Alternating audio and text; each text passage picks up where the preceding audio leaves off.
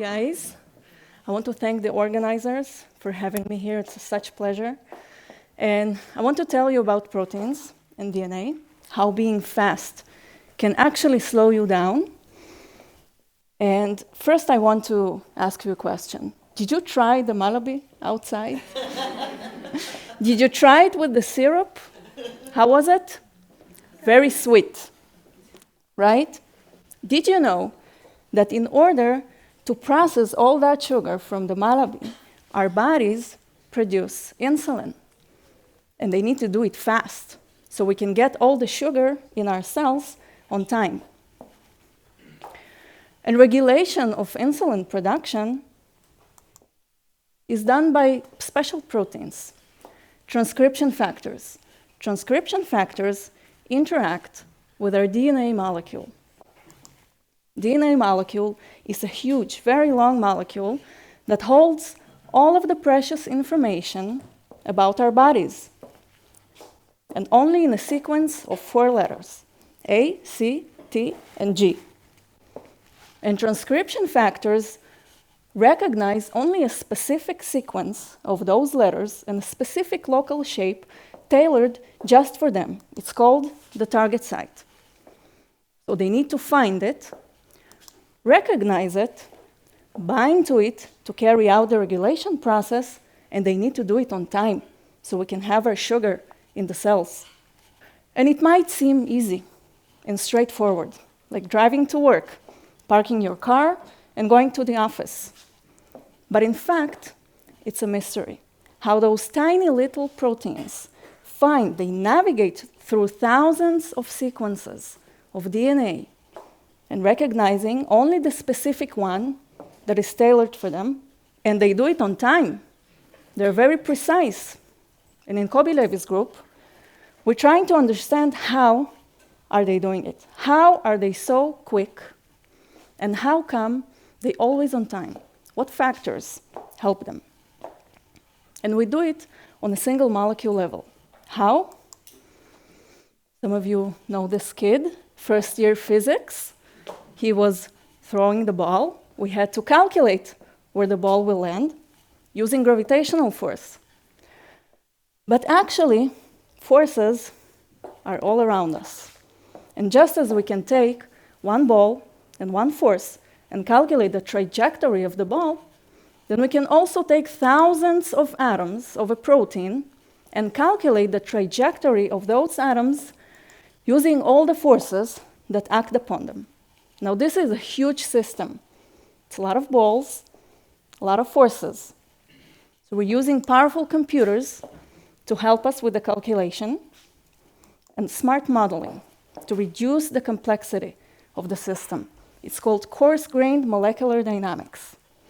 And this tool allows us to study and visualize processes on a single molecule level that otherwise would be very challenging. Like, for example, how a single protein interacts with DNA, searches for the target site, and binds to it. Like in this example, this is a transcription factor that binds only a specifically shaped target site. You can see it's a bit wider, this blue region.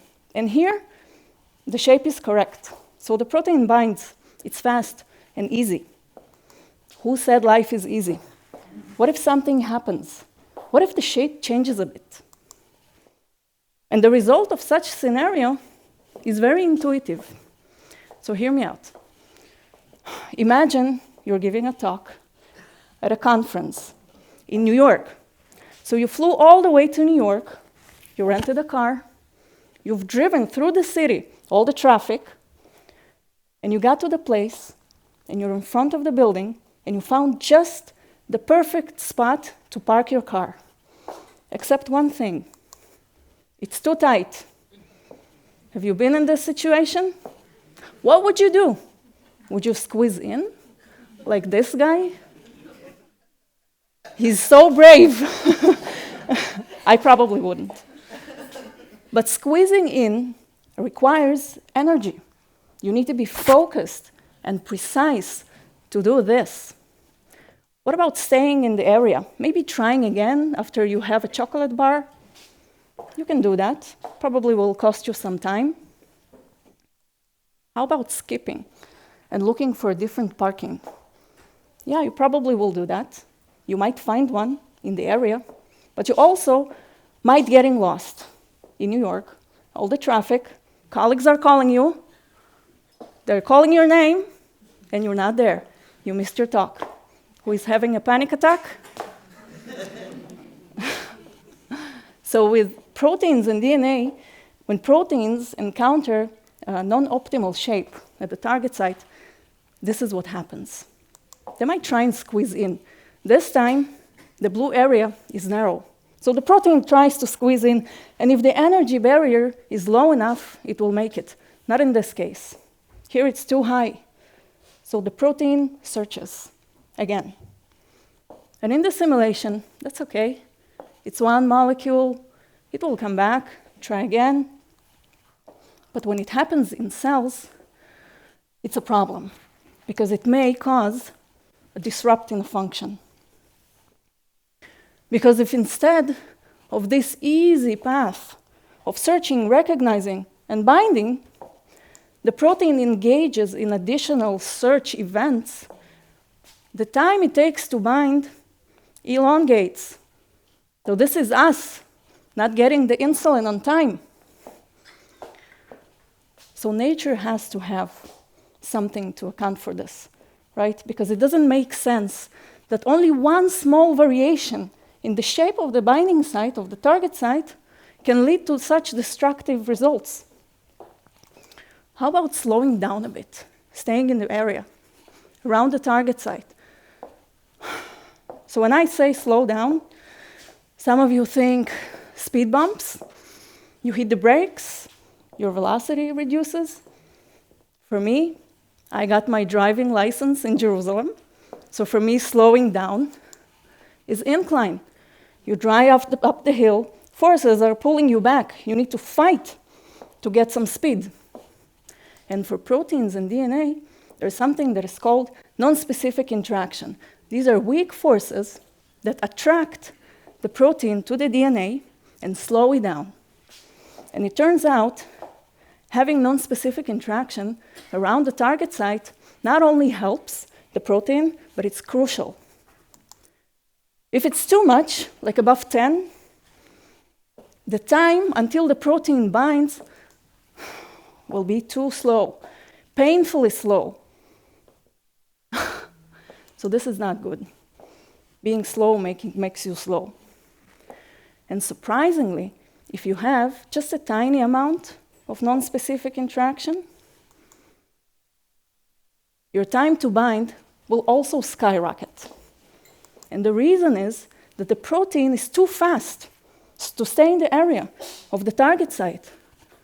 And the consequences of skipping in this situation can be disastrous. So being fast actually makes you slow. So there is just this sweet spot of non-specific interaction around the target site that helps the protein to arrive on time and carry out its function. So I started by saying, hey, fast, right? But we learned that it's not true. That you actually need to be aware of the environment and of the cues and the signs around. So next time you will eat some sugar, Malabi, cookies, think of those amazing proteins working so hard so you can enjoy your dessert and be healthy. So I want to thank Professor Kobi Levy, who is unfortunately had to skip this talk. And the lab members, thank you. You're amazing. And thank you for listening.